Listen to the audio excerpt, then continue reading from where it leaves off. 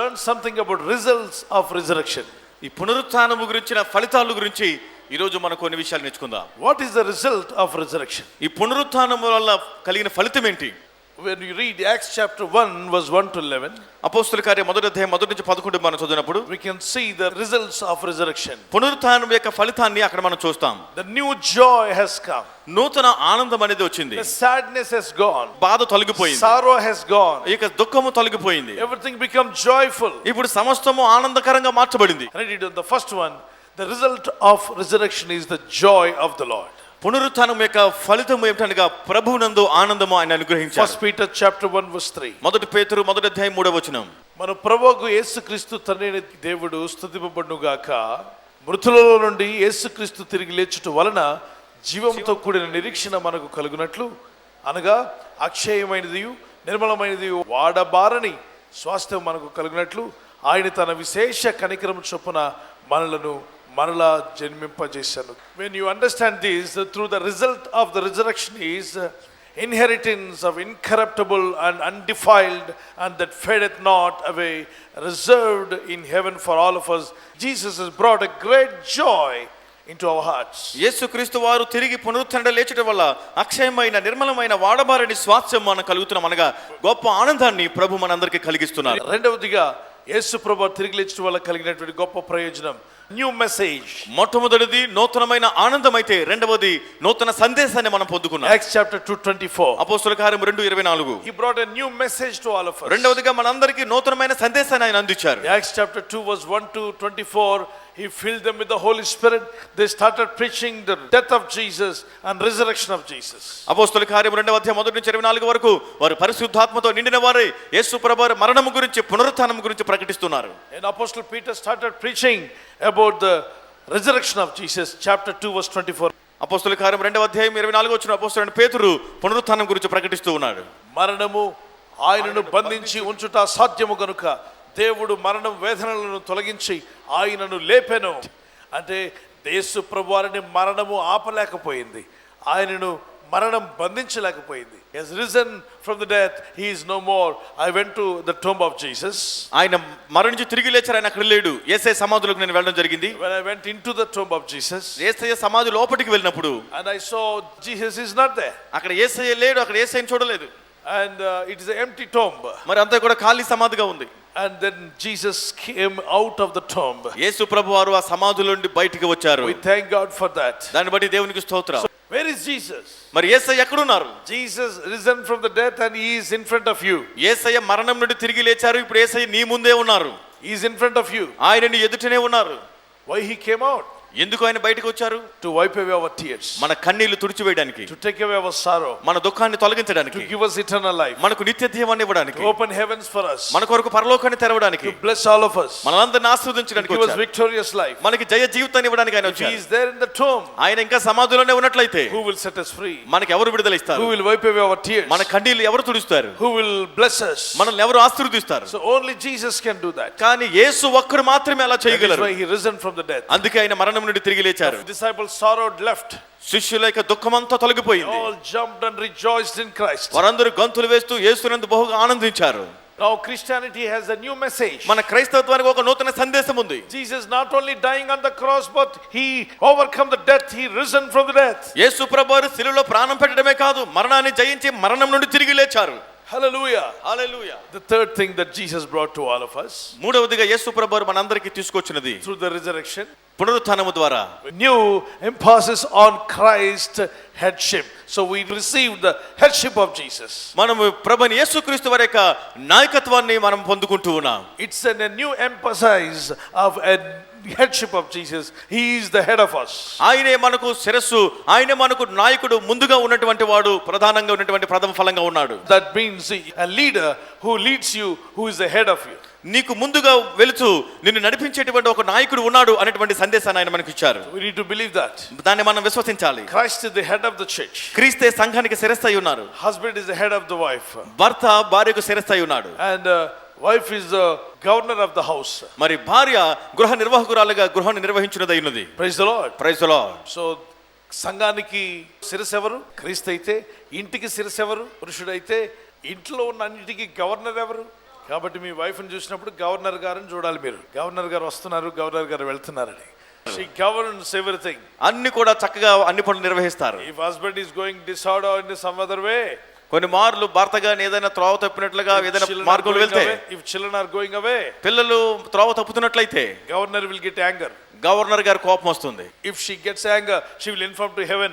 కాబట్టి ఒకవేళ గవర్నర్ అనగా మీ భార్యకు కోపం వచ్చిందంటే పరలోకానికి ఫిర్యాదు చేస్తుంది. And angels will take action. అప్పుడు దేవదూతలు వచ్చి పనిలోకి దిగుతాయి. Better that let there be peace in your house. కాబట్టి మీ ఇంటిలో సమాధానం ఉండడం మంచిది. Every time pray.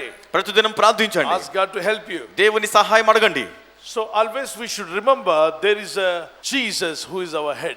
కనుక ఎప్పుడు కూడా మనం గుర్తు చేసుకోవాల్సింది యేసయ్య మనకు శిరస్సు అయి ఉన్నాడని మనం గ్రహించాలి. When you read Acts chapter 1 verse 1 to 11, అపోస్తలుల కార్యం మొదటి అధ్యాయం 1 నుంచి 11 చదివినప్పుడు, Acts chapter 2:36 also. అపోస్తలుల కార్యం 2:36 కూడా మనం చదివినప్పుడు కొన్ని విషయాలు లోతుగా అర్థం చేసుకుంటాం. And Jesus inviting all of us to come to Jesus. యేసయ్య మనలందరినీ కూడా ఆయన వద్దకు రమ్మని పిలుస్తున్నారు. The role of headship. ఈ నాయకత్వం యొక్క పాత్ర. He will take away all our burdens. ఆయన మన భారములన్నీ తీసివేస్తారు. ప్రభు తిరిగి లేచింది నీకు తలగా ఉండడానికి, నీకు శిరస్సుగా ఉండడానికి, నిన్ను కాపాడడానికి ఆయన తిరిగి లేచాడు. Praise the Lord. The next thing, Jesus came to this world, and the result of the resurrection, the fourth one, a new power in service. పునరుత్థానం యొక్క ఫలితాలు నాలుగవదిగా మరి సేవలో నూతనమైన శక్తిని ఆయన మనకు ఇస్తున్నారు. He said when the spirit of God comes from above, you shall receive power. ఆయన చెప్పారు పైనుండి మీరు ఆత్మను పొందుకున్నప్పుడు మీరు శక్తిని పొందుతారని చెప్పారు. You shall be witness unto the uttermost parts of the earth. మీరు నా కొరకు భూదిగంతముల వరకు కూడా నాకు సాక్షులై ఉంటారని యేసయ్య చెప్పారు. Acts chapter 1:8. అపోస్తలుల కార్యములు 1:8. ఆయనను పరిశుద్ధాత్మ మీ మీదకి వచ్చినప్పుడు మీరు శక్తి నొందెదరు గనుక మీరు యెరూషలేములోను యూదియా సమరియా దేశములందంతటను భూదిగంతముల వరకు నాకు సాక్షులై ఉందరు. చాలా మంది ఈ రోజుల్లో పునరుద్ధాన శక్తి అంటే అదేదో వేరే శక్తి అన్నట్టు. God will give you resurrection power అంటారు. Resurrection power is not a some other power, it's nothing but the Holy Spirit of God. పునరుత్థాన శక్తి అనగా వేరే శక్తి ఏదో కాదు గాని పరిశుద్ధాత్మ శక్తి. Romans chapter 8 verse 9 to 13. రోమా 8:9-13 వరకు. The God spirit is the holy spirit of God. ఇక్కడ దేవుని యొక్క ఆత్మ పరిశుద్ధాత్మ అని అక్కడ వాక్యం సెలవిస్తూ ఉంది. దేవుని ఆత్మ మీలో నివసించి ఉన్న ఎడల మీరు ఆత్మ స్వభావం గలవారే గాని శరీర స్వభావం గలవారు కారు. ఎవడైనను క్రీస్తు ఆత్మ లేనివాడైతే వాడు అయిన వాడు కాడు. క్రీస్తు మీలో ఉన్న ఎడల మీ శరీరము పాపం విషయమై మృతమైనది గాని మీ ఆత్మ విషయమైతే జీవము కలిగి ఉన్నది. మృతులలో నుండి యేసును లేపిన వాని ఆత్మ మీలో నివసించిన ఎడల మృతుల్లో నుండి క్రీస్తు యేసును లేపిన వాడు దాస్యమునకు లోనైన మీ శరీరములను కూడా మీలో నివసించున్న తన ఆత్మ ద్వారా జీవింపచేయును. పరిశుద్ధాత్మ దేవుడు ఎక్కడి నుండి లేపాడు? మృతులలో నుండి. అపోస్తలుడైన పౌలు ప్రార్థించగా దోర్కా అనే చనిపోయిన ఆమెను లేపాడు.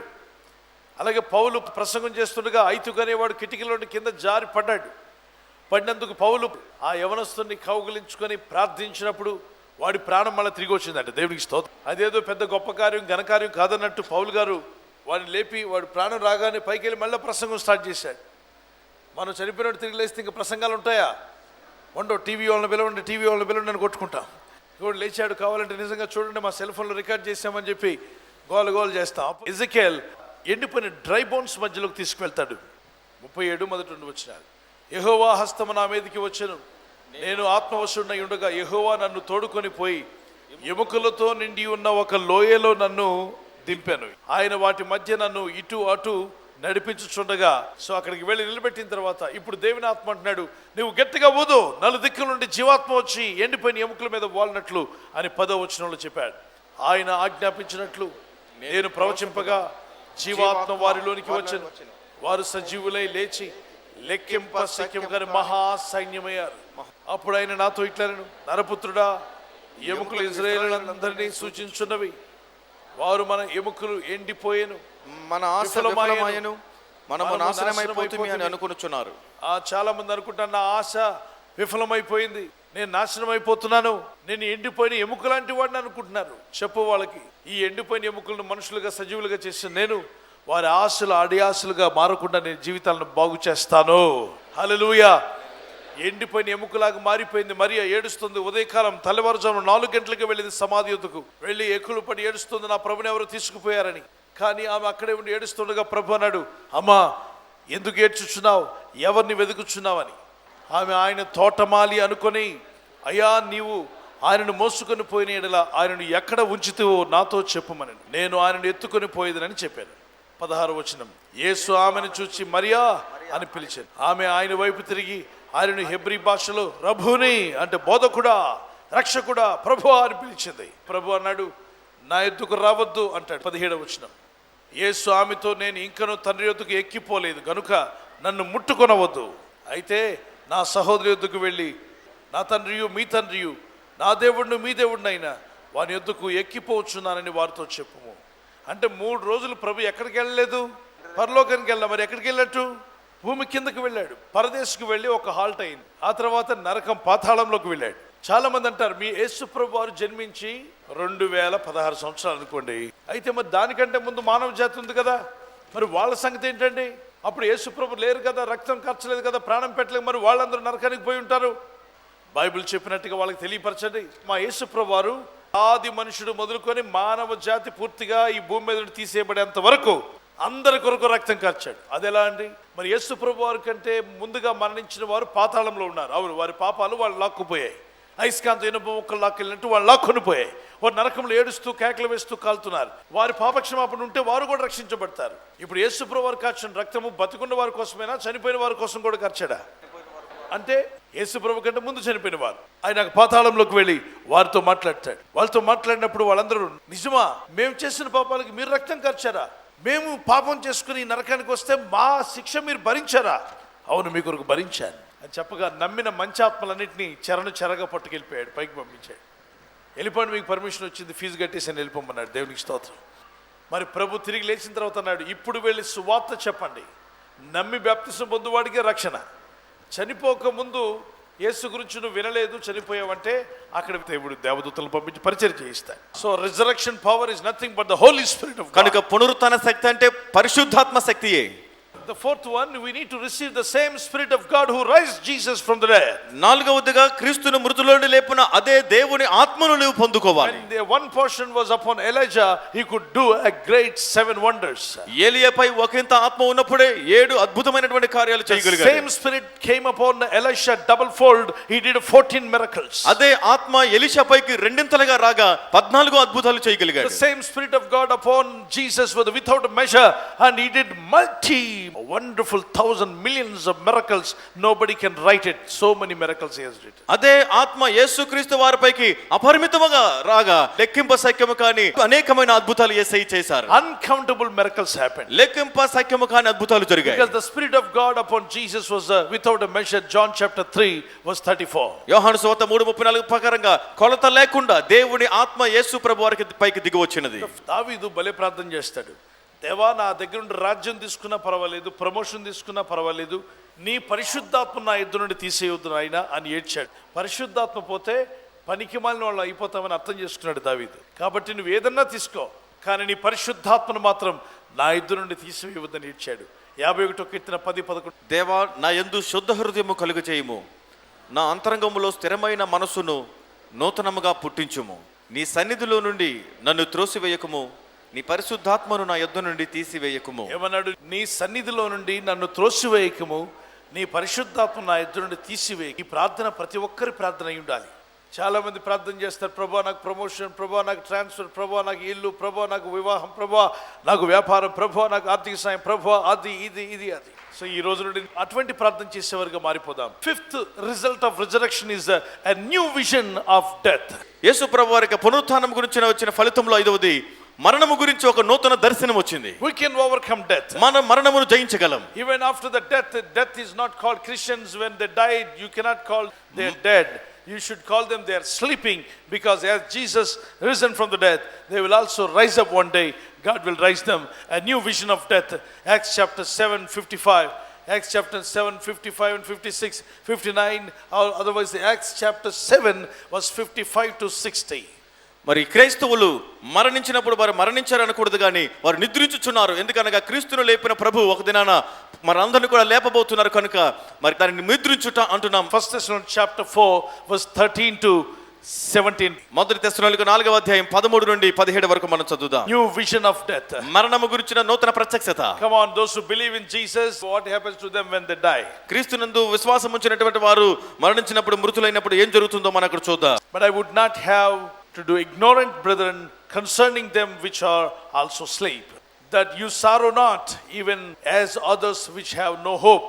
For if we believe that Jesus died and rose again, even so them also which sleep in Jesus will God bring them. Towards the death, Jesus changed the vision. మరణం ఎడల మనకున్నటువంటి ఆ దర్శనాన్ని ఆలోచన పూర్తిగా ఆయన మార్చివేశాడు. Yes, my dear brothers, the result of resurrection of Jesus Christ has changed the death of Christianity. యేసుక్రీస్తు వారి పునరుత్థానం క్రైస్తవులకు మరణం పట్ల దృక్పథాన్ని పూర్తిగా మార్చివేసింది. Anybody who became a believer and be baptized and following Jesus, if he dies, he will rise up one day. ఎవరైనా ప్రభునందు విశ్వాసం ఉంచి నమ్మి బాప్తిసం పొంది యేసుని వెంబడించిన వ్యక్తి మరణించినట్లయితే తప్పక ఒక దినాన్ని తిరిగి లేస్తాడు. That is the result of resurrection. అదే పునరుత్థానం యొక్క ఫలితంగా జరుగుతుంది. Acts chapter 7, 55 to 60. అపోస్తలుల కార్యం 7వ అధ్యాయం 55 నుండి 60 వరకు. The sixth result of resurrection, మరి పునరుత్థానం యొక్క ఫలితాల్లో 6వ ఫలితం a new fellowship with Christ. క్రీస్తుతో నూతన సహవాసం. A new fellowship with saints. Acts chapter 2, verse 42 to 45. అపోస్తలుల కార్యం 2వ అధ్యాయం 42 నుండి 45 వరకు పరిశుద్ధులతో ఒక నూతన సహవాసం. A new fellowship God has given to us, that is called church. దేవుడు ఒక నూతన సహవాసాన్ని మనకు అనుగ్రహించారు, అదే సంఘం అని పిలువబడుతుంది. So in this world we go out and work and come back, but our friendship should be, fellowship should be with the godly saints, not with the worldly people. ఈ లోకంలో మనం వెళ్తాం, పనులలో మళ్ళీ తిరిగి వస్తూ ఉంటాం, కానీ దేవుని భక్తి గల పరిశుద్ధులతోనే మన సహవాసం, కానీ లోకంతో కాదు. But work with them. కానీ వారితో పని చేయండి, Tell them good news. వారికి సువార్త ప్రకటించండి. So the result of resurrection has given us a wonderful saints fellowship that is called church. పునరుత్థానము యొక్క ఫలితాల్లో పరిశుద్ధుల సహవాసం అనగా సంఘం మనకు అనుగ్రహింపబడింది. Acts chapter 17:31, a new hope Jesus has given to us. అపోస్తలుల కార్యం 17:31 ప్రకారంగా నూతన నిరీక్షణ ప్రభు మనకి ఇస్తూ ఉన్నారు. All of us. మనందరికీ ఒక నిరీక్షణ ఉంది. So we will rise up one day. ఒక దినాన్ని తిరిగి లేస్తాము అనే We will నిరీక్షణ. also go to meet the Lord in rapture. మనము కూడా ప్రభు రాకుండా ఎత్తబడి ప్రభువుని కలుసుకుంటాం. How many have a desire to meet Jesus? ఎంతమంది యేసయ్యను కలుసుకోవాలని ఆశ కలిగి ఉన్నారు? How many would like to come to heaven one day? ఎంతమంది ఒక దినాన్ని పరలోకం రావాలని ఆశిస్తున్నారు? You should make sure to come to heaven. Prepare yourself. ఖచ్చితంగా పరలోకం చేరాలి, మిమ్మల్ని మీరు సిద్ధపరచుకోనండి. So we saw the results of resurrection.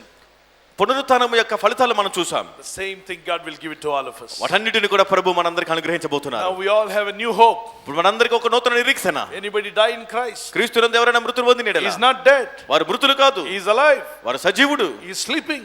నిద్రిస్తున్నాడు. One day Jesus will rise him up. ఒక దినాన యేసు అతన్ని లేపుతారు. As he came out of the third day, as he had a resurrection, మూడవ దినాన్ని బయటికి వచ్చి పునరుత్థానుడైనట్లు the same power God will give it to you. అదే శక్తి దేవుడు మనందరికీ అనుగ్రహిస్తాడు. Shall we pray? ప్రార్థన చేద్దామా? Resurrection power of Jesus, Holy Spirit, come into my life. యేసయ్య పునరుత్థానపు శక్తి పరిశుద్ధాత్మ నా జీవితంలోనికి రమ్ము. I repent today. ఈ రోజు Fill పశ్చాత్తాపడుతున్నాను. me, Father. నన్ను నింపుము తండ్రి. Anoint me, Jesus. యేసు నన్ను అభిషేకించండి. And open your mouth and pray. నోరు తెరిచి ప్రార్థన చేయండి గట్టిగా. Keep one hand on your chest. ఒక చేతిని గుండు పైన పెట్టుకోండి. And everyone open your mouth and pray. ప్రతి ఒక్కరు నోరు తెరిచి గట్టిగా ప్రార్థన చేయాలి. Father, we need you. తండ్రి నీవు మాకు కావాలి. Jesus, we need your blessing. యేసు నీ ఆశీర్వాదం మాకు కావాలి We తండ్రి. need your anointing, Father. నీ అభిషేకం మాకు కావాలి తండ్రి. Fill me with the power. నీ శక్తితో మమ్మల్ని నింపుము. Transform my life, మా Lord. జీవితాలు I రూపాంతరపరచండి need తండ్రి. the power of the Holy Spirit. పరిశుద్ధాత్మ శక్తిని మాకు దయచేయమని I want to అడుగుతున్నాను. experience new power. నూతన శక్తిని మేము అనుభవించాలి I want ప్రభువా. your new vision. నూతన దర్శనం మాకు I కావాలి. want your new strength. నూతన బలం మాకు కావాలి తండ్రి. New hope. నూతన నిరీక్షణ ఇవ్వండి. New message. నూతన సందేశం మాకు ఇవ్వండి. Oh,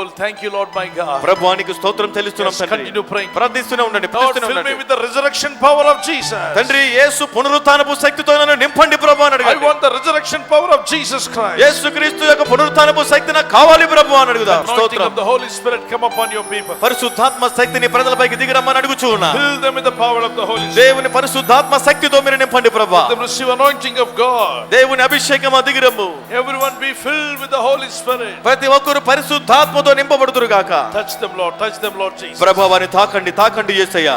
Hallelujah. We thank you, Lord my God. ప్రభువానికి స్తోత్రం, స్తోత్రం, స్తోత్రం చెల్లిస్తున్నాం. In Jesus' mighty name we pray. యేసు శక్తిగల నామములో ప్రార్థిస్తున్నాం తండ్రి. Amen. ఆమేన్.